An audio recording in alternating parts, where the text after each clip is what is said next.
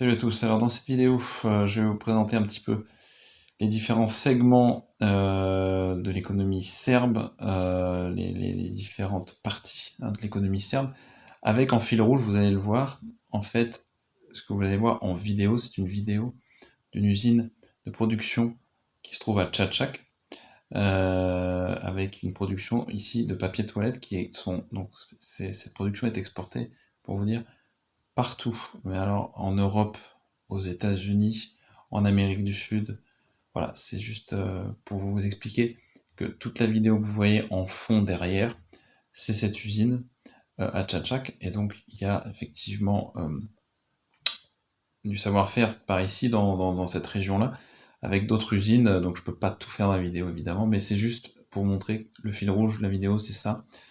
Donc c'est sur une chaîne YouTube qui s'appelle Business Price. C'est une chaîne YouTube qui met en avant des entrepreneurs en Serbie et tout simplement pour qu'ils montrent ce qu'ils font, en tout cas une partie de ce qu'ils font, un petit peu au public. Donc voilà, c'est un petit peu l'extrait que je vous montre, c'est ça. Voilà. Je vous dis à tout de suite.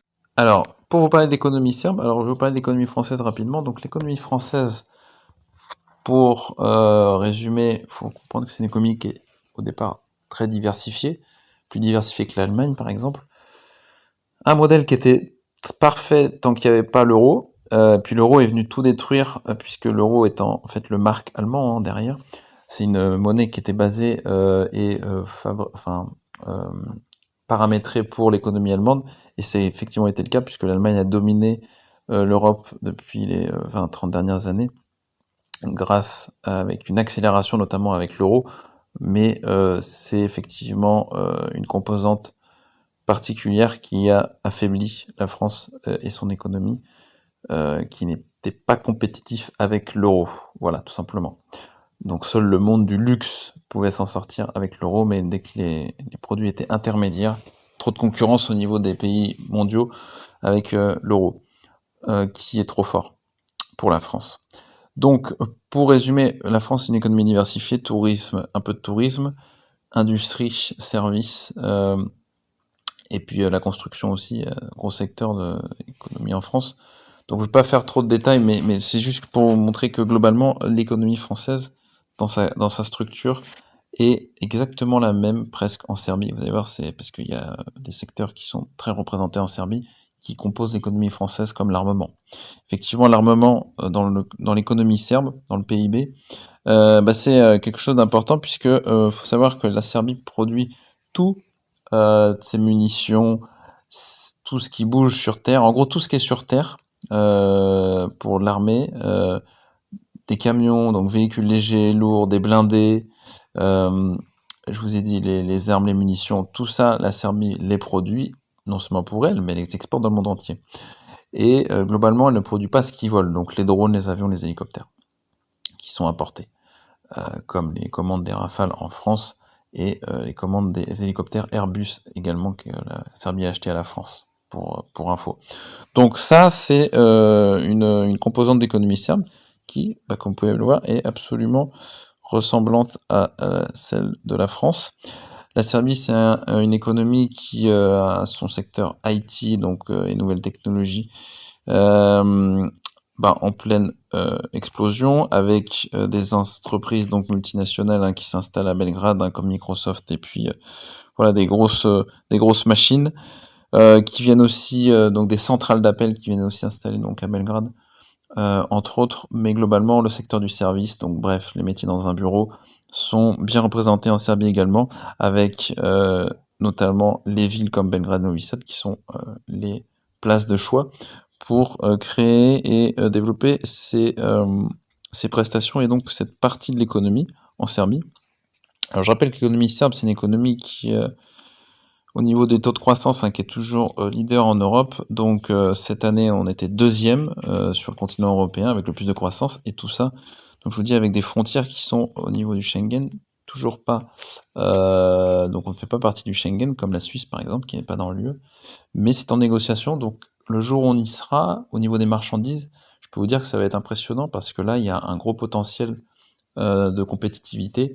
Vu la position de la Serbie sur la carte, il y a une forte possibilité pour qu'on défonce les concurrents en fait, qui sont autour au niveau du transport. Donc je pense, à la Roumanie, par exemple, heu également à alors la Croatie est pas mal placée, mais globalement la Roumanie, tout ce qui est en bas alors la Grèce est pas trop, compétitif, il y a pas trop de camions grecs sur le marché des transports européens, mais par contre Roumanie, Bulgarie, il y en a beaucoup et là, pour le coup, la Serbie, dès qu'elle va rentrer en Schengen, elle va bouffer le marché, du transport international parce qu'elle est beaucoup plus près, beaucoup plus proche et surtout, au niveau des règlements, en Serbie, on peut rouler avec un camion le dimanche, hein, faut le savoir. Donc, vous imaginez sur l'année le nombre de jours travaillés en plus en Serbie, contrairement aux pays qui sont en UE, bien c'est tout à fait impressionnant. Donc, ça, c'est pour le transport. La Serbie, dans son économie, grosse part de logistique transport, parce que, et comme je vous l'ai dit, le placement est excellent.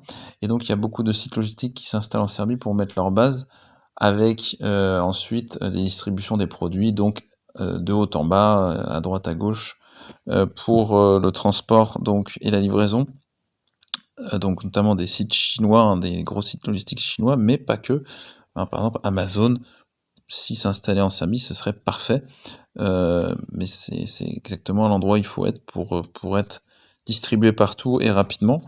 Et avec les infrastructures qui suivent, hein, derrière, donc là je vous dis les autoroutes qui sont en cours de construction, bah, ça permet à Serbie de se trouver dans les pôles positions, on va dire, pour la logistique, pour le transport. Et donc c'est une partie d'économie importante ici. Alors l'agriculture, évidemment, comme la France, là encore, en Serbie. L'agriculture très forte en Serbie, hein, c'est un secteur quand même qui concerne au niveau des emplois entre 600 et 800 000 personnes en Serbie, donc c'est quand même énorme sur la population qui sont donc qui font partie donc de c'est presque un septième de la population qui vit de l'agriculture. Donc vous imaginez la taille ici de cette agriculture pour concerner autant de personnes. Et donc c'est une agriculture qui exporte. Donc on pense tout de suite à la framboise qui est toujours dans les tops en exportation. Donc elle est souvent en bataille pour la première place en Europe avec la Pologne pour l'exportation. Les framboises serbes, on les retrouve souvent en France dans les magasins. Même si c'est peut-être pas toujours indiqué, mais je vous le dis, c'est une grosse performance de la framboise serbe. Mais en fait, globalement, la Serbie exporte des légumes, notamment dans les pétromonarchies, puisque là-bas rien ne pousse, et la Serbie a des très bonnes relations avec les Émirats arabes unis, entre autres. Eh bien, elle exporte là-bas des fruits et des légumes. Donc, l'agriculture, comme je vous dis, voilà encore un secteur qui est bien représenté dans l'économie française également. Donc pour vous traduire des choses concrètes, par exemple à Tchatchak, on fabrique, comme vous pouvez le voir, comme je vous l'ai vu sur la vidéo, des papiers de toilette, ça c'est un produit comme ça que je vous donne un exemple, mais on fabrique du câble électrique à Tchatchak, donc les câbles électriques que vous voyez sur les poteaux dans la rue, ou les câbles électriques qui sont enterrés, donc pour faire du réseau électrique. À Tchatchak, on fabrique donc les prises électriques que vous pouvez voir dans un bureau quand vous mettez votre chargeur de portable. Donc tous ces petits interrupteurs aussi, les blocs multiprises. Ce sont des exemples, mais c'est des petits équipements qu'on croit qu'ils sont seulement faits en Chine. Non, non, la Serbie fabrique ça. Moi, je connais un patron d'entreprise qui a une quarantaine d'années, qui est à la tête d'une entreprise à Tchatchak, qui fabrique tous ces petits équipements électriques pour les bureaux. Voilà, la Serbie produit voilà, des matériaux de construction. Donc, par exemple, voilà, des briques pour tout ce qui est donc les murs extérieurs donc d'un immeuble ou d'une maison. Également je sais plus comment on appelle ça, ces blocs gris. YTONG, c'est la marque qui distribue ça. Sont comme des parpaings en fait cellulaires, je crois qu'on appelle ça des parpaings cellulaires, ceux qui sont calés dans le bâtiment, très calés. Vous pourrez me rappeler ça, les gars. Mais c'est effectivement quelque chose qui est fabriqué en Serbie, donc c'est un petit peu comme des parpaings, mais ce ne sont pas des parpaings comme en France. Ils sont beaucoup plus légers. C'est vraiment des, du cellulaire en fait, hein. Donc c'est beaucoup plus léger qu'un parpaing. Donc ça, c'est matériaux de construction. qui sont fabriqués en Serbie, il y en a beaucoup. En Serbie, on fabrique par exemple, également des portails, donc en fer forgé, donc des clôtures, et qui sont exportés notamment en France, de Serbie. Donc c'est quelques exemples que je vous donne comme ça. On fabrique aussi, il y a une usine, donc une entreprise suédoise en Serbie qui, fabrique donc de l'emballage plastique tout simplement. Donc, voilà, emballage transparent, tout type d'emballage plastique. D'ailleurs les gens, je vous dis ça, ça fait, de ça 7-8 ans, hein, cette entreprise-là. À l'époque, il y a 7-8 ans, je savais que les gens qui bossaient là-dedans, alors c'est pas une joie de bosser là-dedans parce que c'est polluant, hein, c'est très chimique tout ça, hein. Plastique, travailler sur le plastique, mais les gens gagnaient quand même des salaires de 1 500 € à l'époque, et ça ils se battaient pour entrer dans cette boîte-là, donc c'est une boîte suédoise qui payait bien. Voilà, on fabrique des emballages cartonnés évidemment, on a du bois en Serbie, vous le savez beaucoup. Donc, vous voyez que l'économie serbe, elle est très, très, diversifiée et le tourisme qui commence aussi à se développer en Serbie de façon, assez impressionnante puisque, l'aéroport de Belgrade qui bat des records chaque année, cette année, donc 2024 vient de se terminer, a fait 8 millions de passagers, et ça ne fait que grossir. On peut dire que Vinci a rempli les objectifs qui étaient annoncés. Ils ont dit que voilà, l'aéroport ça allait vraiment se développer, gagner en compétitivité et il est en développement constant et effectivement c'est le cas. L'aéroport de Belgrade, il est vraiment, vraiment attractif. Beaucoup, beaucoup, beaucoup de vols vers, beaucoup de villes dans le monde. Chine, Russie, les pétromonarchies, les États-Unis, en ligne directe, hein, tout ça, tout ce que je vous dis, sans escale, et la plupart des villes européennes, donc Belgrade étant la première destination touristique en Serbie, Zlatibor étant la deuxième. Le tourisme est en croissance en Serbie, et la Serbie n'a jamais été sur la carte des pays touristiques en Europe, et donc, au vu du succès, des pays dans la région comme la Croatie, le Monténégro, la Serbie aujourd'hui, a un gros potentiel en tourisme et chaque année, on est en augmentation là aussi.